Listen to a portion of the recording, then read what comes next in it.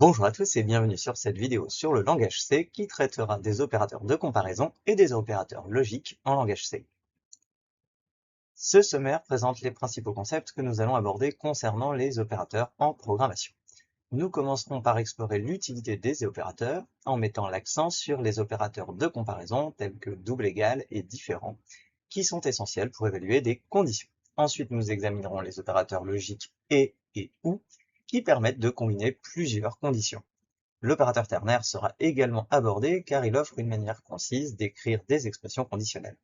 Nous aborderons la priorité des opérateurs et l'importance des parenthèses pour éviter les ambiguïtés, avant de continuer avec des exemples pratiques de conditions combinées, ainsi que des pièges courants à éviter et des bonnes pratiques à adopter. Enfin, on finira par une petite synthèse. Et avant de quitter ce sommaire et d'attaquer cette présentation, je vais juste en profiter pour vous demander de vous abonner si vous aimez le contenu proposé ici, car vous êtes très nombreux à ne pas l'être, et ne pas hésiter à mettre un like pour me soutenir. Les opérateurs jouent un rôle fondamental dans l'écriture des conditions. Nous les utilisons notamment à l'intérieur des structures comme les blocs if pour vérifier si certaines situations sont vraies ou fausses. Ils nous permettent de comparer des valeurs, mais aussi d'associer plusieurs tests dans une seule condition, grâce à des opérateurs comme et pour et ou pour ou, double éperluette pour et le double pipe pour. Cela nous donne la possibilité de construire des logiques plus fines, plus précises et qui s'adaptent à des cas variés. En maîtrisant bien ces opérateurs, nous pouvons rendre notre code plus intelligent, plus efficace et plus fiable, car il va réagir selon des critères que nous aurons définis. Prenons un exemple très simple. Si une variable note est supérieure ou égale à 10, alors l'élève est admis. C'est l'équivalent de dire si vous avez la moyenne, vous passez. Si note est un entier, cette condition note supérieure ou égale à 10 revient exactement à écrire note supérieure à 9. Nous allons maintenant aborder les opérateurs de comparaison en langage C. Ce sont eux que nous allons utiliser pour comparer deux valeurs, par exemple deux variables, ou une variable et une constante. Nous commençons par le double égal, c'est l'opérateur d'égalité. Attention à ne pas le confondre avec le simple égal qui vous servira d'affectation à une valeur. Ensuite, point d'exclamation égal signifie différent de, par exemple pour dire si ce n'est pas égal à. Et nous avons ensuite les classeurs comparateurs numériques strictement inférieur, strictement supérieur, inférieur ou égal, supérieur ou égal. Comme nous l'avons vu, ces opérateurs renvoient une valeur vraie ou fausse, et c'est cela qui permet au if de décider d'exécuter ou non un bloc de code. Regardons un petit exemple juste en dessous. Ici, nous testons si la variable âge n'est pas égale à 18. Si c'est le cas, alors le message vous n'avez pas 18 ans s'affiche. C'est très lisible et ça va être la base de tout ce que nous allons faire ensuite. D'une manière générale, une fois que vous connaissez la signification de ces 6 opérateurs, vous n'avez qu'à simplement les remplacer par leur définition pour comprendre ce qu'ils font. Maintenant que nous avons vu ces opérateurs de comparaison, intéressons-nous aux opérateurs logiques.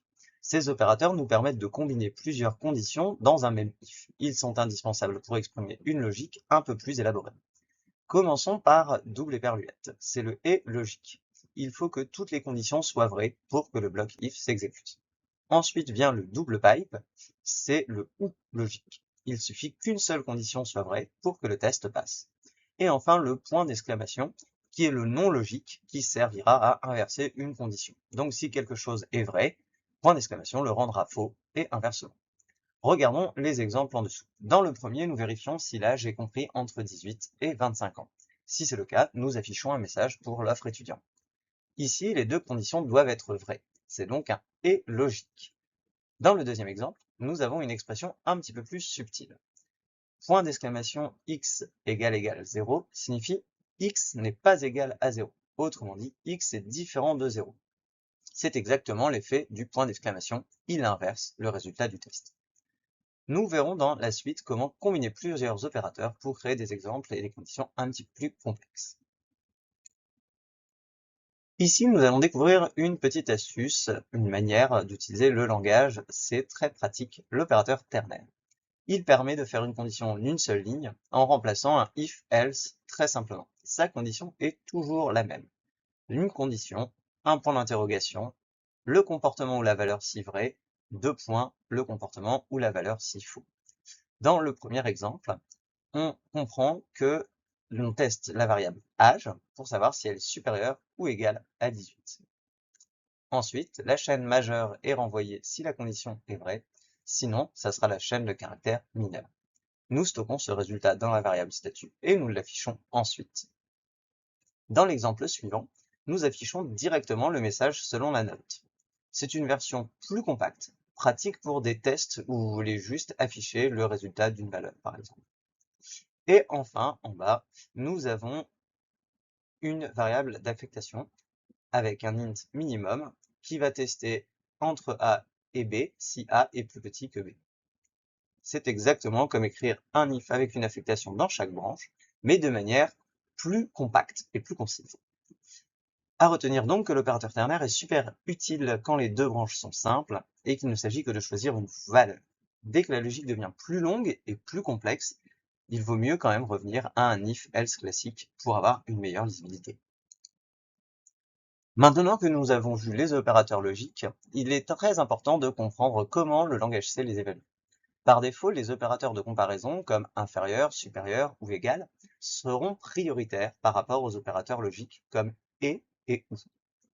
Cela signifie que dans une condition, les comparaisons sont évoluées avant les combinaisons logiques, un peu comme les multiplications sont prioritaires sur les additions en mathématiques. Mais pour éviter toute confusion, et surtout quand on commence, je vous recommanderais d'utiliser des parenthèses autour des blocs logiques.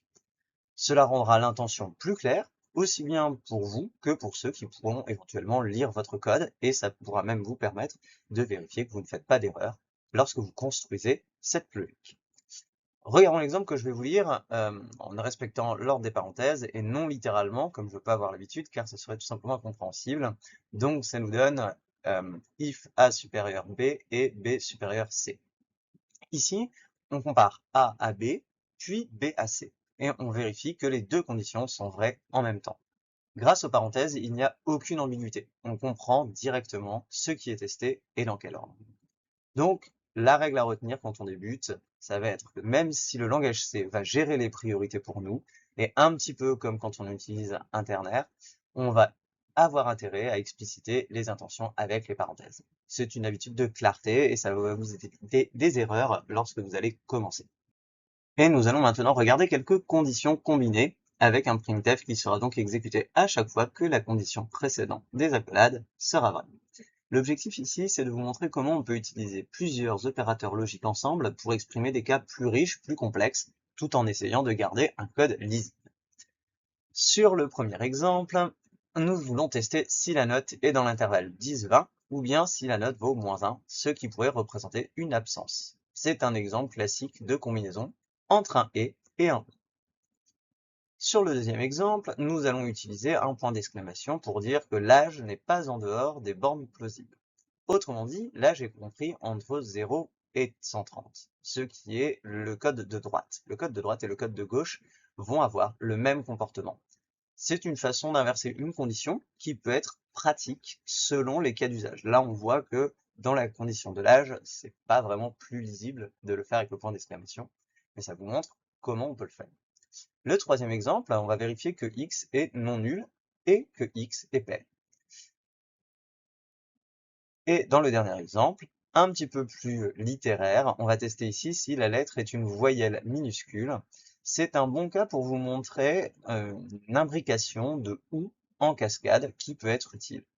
L'idée générale, c'est qu'on va pouvoir composer autant de conditions que nécessaire, mais on se rend compte quand même que ce n'est pas forcément très lisible.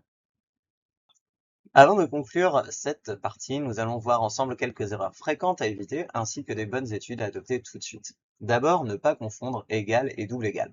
Ça va être une erreur très courante chez énormément de monde et vous la ferez sûrement cette erreur. Le simple égal sert à affecter une valeur, le double sert à tester une égalité. Si vous écrivez if a égale 5, donc avec un simple égal, vous n'effectuerez pas une comparaison mais une affectation. Et ça peut produire des résultats inattendus et vous faire tourner en rond un petit moment. Ensuite, ne pas oublier les parenthèses, qui même si elles sont facultatives, rendent quand même la logique et votre code plus facile à lire. Et ça pourra vous permettre aussi, en les mettant, d'éventuellement vous rendre compte de ce que vous êtes en train de coder. Autre piège, trop imbriquer les conditions. Quand nous avons beaucoup de if, de else if ou de conditions combinées, cela devient très vite illisible. Il vaut mieux simplifier ou découper en plusieurs blocs, tout comme avec les fonctions en fait. Et enfin, une bonne pratique essentielle, bien nommer ses variables. Un âge, une note, une valeur parlent de tout de suite. Un x, y, z, quand ce n'est pas un cas mathématique clair, c'est difficile à suivre. Et je ne parle pas des i, ii ou iii ou des fameux pain, beurre, confiture d'un de mes premiers binômes. Des noms clairs rendent le code plus compréhensible pour nous, mais aussi pour les autres. Quand vous repasserez des semaines, voire des mois plus tard sur votre code, un nom clair aura toujours une signification claire. Et ça sera mieux qu'une tartine de goûter. Ces petits détails font vraiment la différence entre un code qui fonctionne et un code qu'on peut relire sans souffrir 2 jours plus tard.